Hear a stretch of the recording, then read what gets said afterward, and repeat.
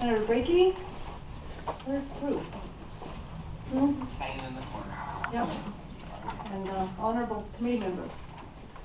My name is Susan Gillikin, and I live in Falmouth. And I'm here testifying in support of LD 1162 because I'm one of those people whose well water was contaminated and I didn't know it. I grew up in South Portland, used to work in Westbrook, and along the way, between 2002 and 2009, I lived on the Blackstrap Road in Falmouth. And there's no town water up there. We bought a lovely old cape built in 1880 on 2 acres of field, and had a little wishing well in the front with a drilled well underneath it. And we thought it was really cool to have our own well. Grandchildren would come and visit us, and we'd all play there. And when we first bought our house, we tested the water, and we were told that the level of arsenic in the water was safe, so we didn't worry about it. And when we sold the house again, we had it tested by Mike Gelberg here, who's a high school classmate of mine, and is very trustworthy and scientific, and it flunked. And so I asked Mike why, and he said, well, because the EPA has lowered the standard. It used to be 50 parts per billion, and now it's only 10. So we had to reduce the selling price of our house or put in a filter system. And we decided to let the people who are going to buy the house decide what kind of filter system they wanted. So we had to reduce the selling price of our house a couple $1,000s. But that wasn't the bad part. The bad part was knowing that we had been giving our children and grandchildren water with arsenic in it for the last 7 years. So I knew that it was important to test your water, but I didn't know you had to test it every 3 to 5 years. And I didn't know that the level, safe level, is going down. And as we've heard, it's probably going to go down again. So I'm here because I would like to just remind everybody who owns a well that it's important to be vigilant for your safety of your family. And I support all efforts to help people get clean well water. And that's why I'm here in support of LD 1162. Thank you very much. Seeing no questions, appreciate your testimony. Additional testimony in support of this bill. Come on down.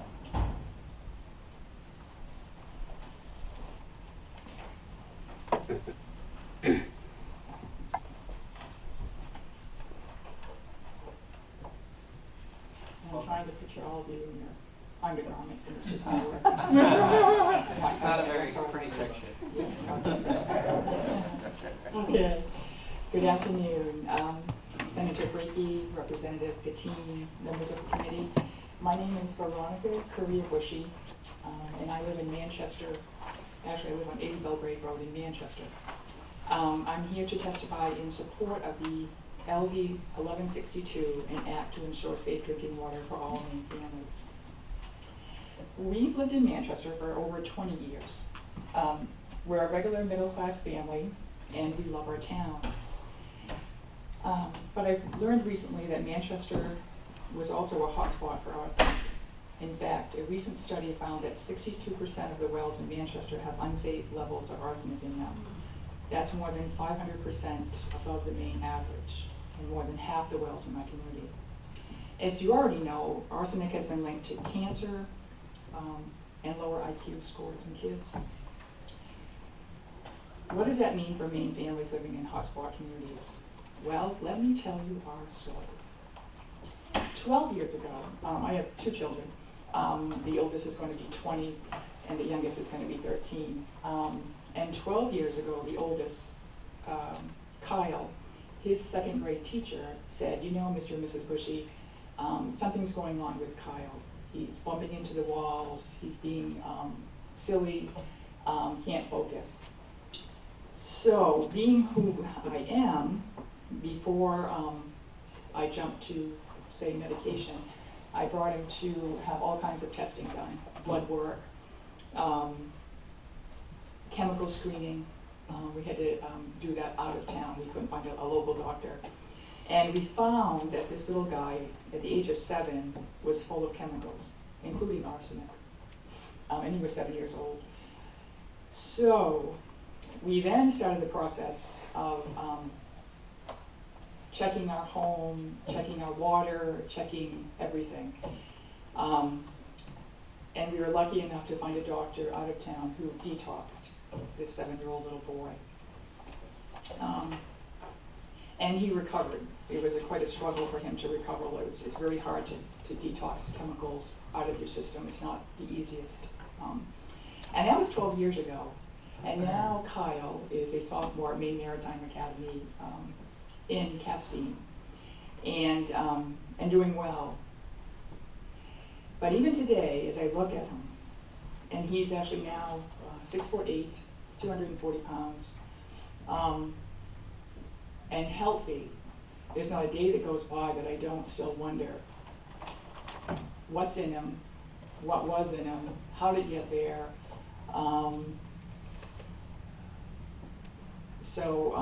This bill is very important to me. But with more than half the families in our town having unsafe levels of arsenic in their wells, thousands of families have no idea that they're facing the same problem. Not all the kids are as lucky as my son, and that's really sad. We're at time, so if you could wrap up. Yeah, so thank you. So I just urge LD 1162 to go through. All right. Thank you. Questions? Representative Hymanson? Thank you. Thank you for coming. Yeah, you're welcome. Do you remember what your arsenic level was in your water? I don't. And we were one of those families that when we purchased a house in Manchester 23 years ago, we tested it and it was fine. And I tested it because I work in the health field. I would periodically keep testing it. You know, I didn't just do it once when I bought the house. But I do know, I don't remember the exact levels. I just remember that, you know, along with arsenic, there was uranium, cadmium in this kit, high levels of all kinds of things, gasoline additive. And this was just a, you know, just a country home on private well. Thank you. Seeing no additional questions, thank you very much for your testimony. Additional testimony in support of this bill.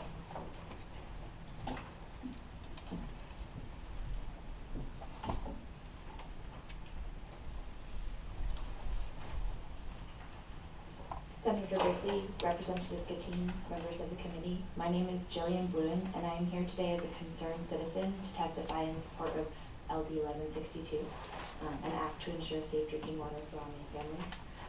My childhood home was also in Manchester, and had high levels of arsenic and uranium in our home well. Thankfully, my parents had our water tested and were able to install a reverse osmosis filtration system to reduce the toxic levels of chemicals in our water. My family lived in that home for over 10 years, and without regular testing and maintenance of the mitigation system, my younger siblings and I would have been exposed to harmful contaminants in our water. My experience with unsafe well water is not unique in Maine. About 1 in 10 private residential wells contain unsafe levels of arsenic. Among my close friends, I remember that there were at least 3 other families in my community who had to treat water prior to consumption. However, not all of my friends' families were able to afford the mitigation system. The cost of the filter and installation was cost prohibitive. LD 162 would take important steps to make sure that low-income families are not disproportionately exposed to toxic chemicals in their drinking water. As we've heard, arsenic has been linked to a higher incidence of cancer and lower IQ scores among school children. As a student at Colby College, I studied biology and environmental science. I have researched the impacts of toxic chemicals on the human body and studied how laws can help protect human health. I am confident that LD 162 would take important steps to help protect the health of Maine families. By requiring that new wells be tested and increasing outreach and education around the state, we can ensure that fewer children are exposed to toxic chemicals in their homes. I urge the members of this committee to vote ought to pass on LD 162. I'd be happy to answer any questions, and thank you for your time. Representative Burstein. Thank you, Senator. Do you know how many hot spots we have in the state? I'm not sure, but I think there's some football people who can answer me. Seeing no additional questions, thank you very much for your testimony. Additional testimony in support of this bill.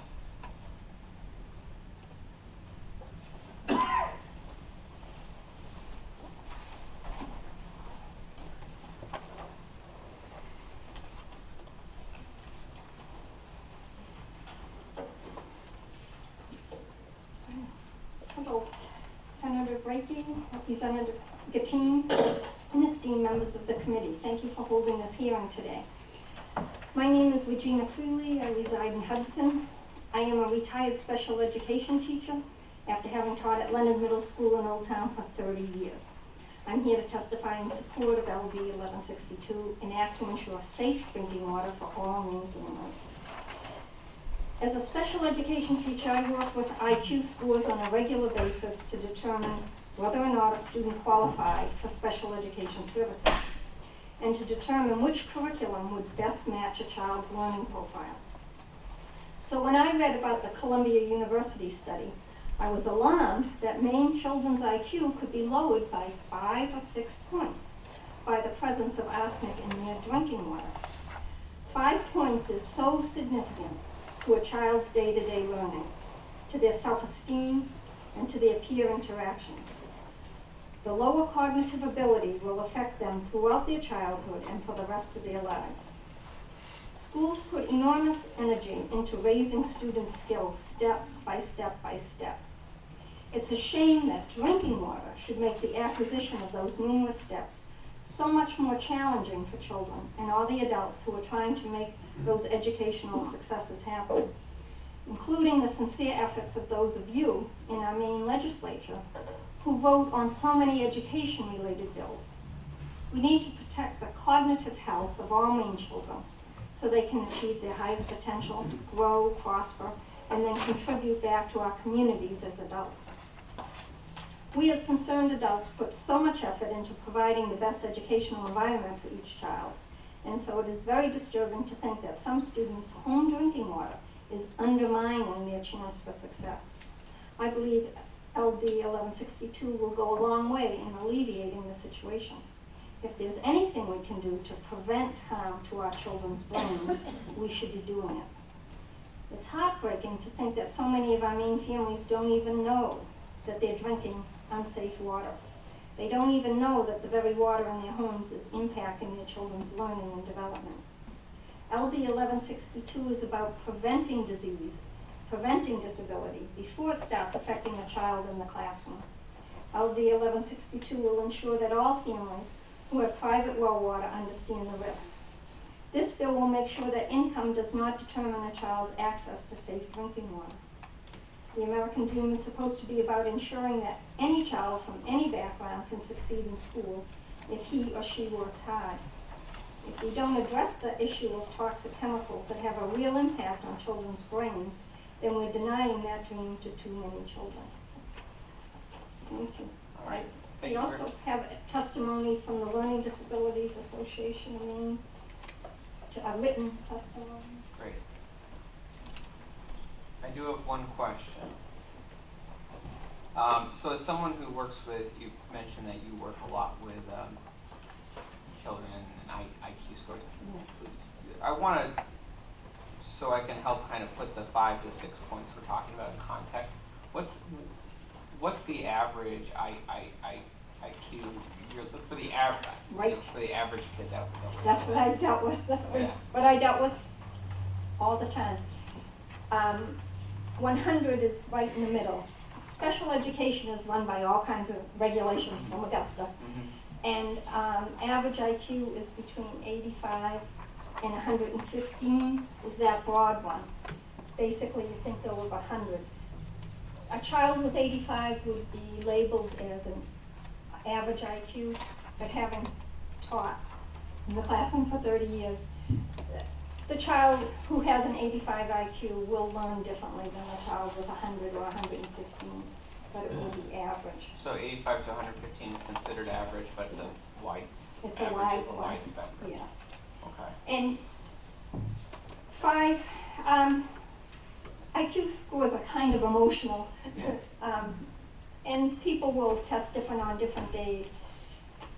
But I just sat in thousands of meetings where we've determined whether children will have access to special services or not. It's a big, can really change the educational process through the 12 years. And we often deny services because of a 1-point difference. There are formulas from Augusta. I could go into it quite a bit, like I know all that stuff like the back of my hand. But we'll say, nope, you know, in the formula for learning disability, you have to be between 85 and 115 in your cognitive ability. And then have a 20-point difference in either math or reading or some other areas. Most common is like if you have an 85 IQ, so you're average, but your math is at 65, and everything else is in the average range, you say, oh, something is really particularly disabled in math. We have those children. So he would get special services because he had an average IQ, but 20 points lower in math. It's called a specific learning disability in, say, math calculation. But if the child's IQ is 84 and his math is 65, he will not get services because he's a slow learner. He didn't have an average IQ, so you wouldn't say he was specific learning. You would say he was disability. deficient in one place. Yeah, you'd say he's overall a slow learner. So when I read it, I go, oh my goodness, we're going to sit and some of these kids are going to go below and they won't get specific learning disability. But actually, you know, we are human beings and we would talk and we would look at the whole child, but it does matter, and it does matter how quickly children pick up things. So it's not the most determining factor, 5 points, I'm sure it wouldn't affect everything in their life at all. But yes, I feel it was significant, and we can do something about it. So. All right. Well, thank you very much. That does help put that number in context. Seeing no other questions, thank you very much for your testimony today. Thank you. Additional testimony in support of this bill.